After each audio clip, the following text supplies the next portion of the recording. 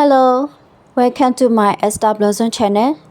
ဒီနေ့မှာတော့အိမ်ထဲမှာစိုက်လို့ရတဲ့မြခွပင်လေးအကြောင်းကိုပြပြချင်ပါတယ်။ဒီမြခွပင်လေးကို Hydroxide fragile လို့ခေါ်တယ်။ Hydroxide vulgaris လို့လည်းခေါ်တယ်။အရွက်ပုံစံလေးကဝိုင်းပြီးတော့အကျွေးစေးပုံစံရှိတယ်။ပူကြည့်လိုက်ရင်တော့ပြောင်ပြီးချောနေတယ်။ Chinese money plant, lucky plant ဆိုပြီးလည်းခေါ်ကြတယ်။အပင်ကပြုစုရလွယ်ကူပါတယ်။သူကရေကြိုက်တယ်၊စွစွနေတာကိုကြိုက်တယ်။နေအောင်ကြီးလဲလိုအပ်တဲ့အတွက်အိမ်ထဲမှာဆိုရင်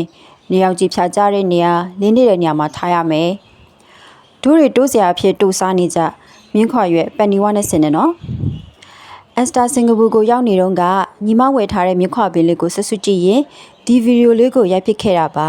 ။ဒီအပင်အိုးလေးတအိုးကစင်ကာပူဒေါ်လာ$6ရှိပါတယ်။တဘာဝနဲ့နီနီကက်ကက်ထွေးထွေးချင်နေဆိုရင်တော့အိမ်ထဲမှာအပင်ငယ်လေးတွေစိုက်ပျိုးထားလို့ရပါတယ်။အိမ်တအိမ်ကိုအသက်ဝင်နေစေတဲ့အသက်ရှင်နေတဲ့စိမ့်လန်းတဲ့အပင်ငယ်လေးဖြစ်တယ်။တဘာဝတရားကိုချစ်မြတ်နိုးသူတွေအကြိုက်တွေ့စေမဲ့ဗီဒီယိုလေးဖြစ်မယ်လို့မျှော်လင့်မိပါတယ်။ဒီ channel လေးမှာ